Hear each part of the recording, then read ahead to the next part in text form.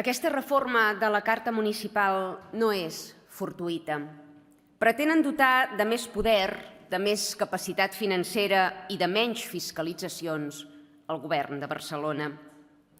Això de retre comptes és una nosa per qui gasta diners públics a cabassos, sense contenció ni mesura.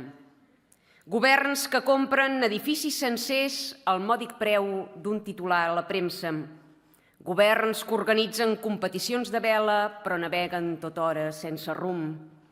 A l'època de les consultes populars i de les enquestes, s'han atensat a preguntar als barcelonins quin és el model de ciutat on volen viure, a on volen agambar els seus fills? Caminen tranquils els barcelonins per damunt de casa seva?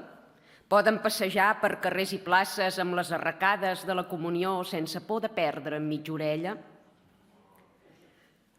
O han de dur ben agafada la bossa i mirar de reüll a cada cantonada, sotjant l'espai i esperant la tan temuda estrebada.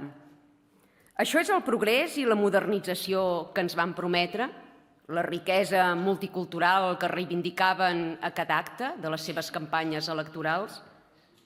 La Barcelona que han traçat a pinzellades maldestres, carregades d'oportunisme i de negoci fàcil i efímer, han esborrat tot rastre de la seva personalitat. Els barcelonins ja només baden boca per mostrar incredulitat, perquè la seva veu ni és escoltada ni és respectada.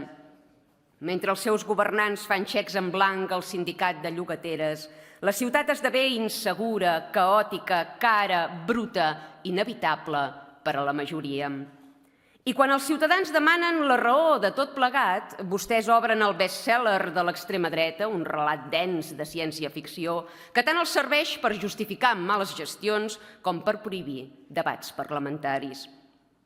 A mitjans del 1800, Barcelona va enderrocar les muralles de pedra perquè no s'hi cabia. Ara tenen noves muralles naturals aquest cop, la mar i la muntanya, i per més que ho vulguin, aquestes no les enderrocaran pas. Barcelona té límits físics i això condiciona o hauria de condicionar les polítiques demogràfiques i econòmiques de la ciutat. Els barcelonins ja no es poden estrènyer més el cinturó, ja no poden viure en pisos més petits, no poden continuar renunciant a la seva qualitat de vida per engreixar l'ambició de qui viu allunyat de la realitat i de la quotidianitat que pateixen la resta.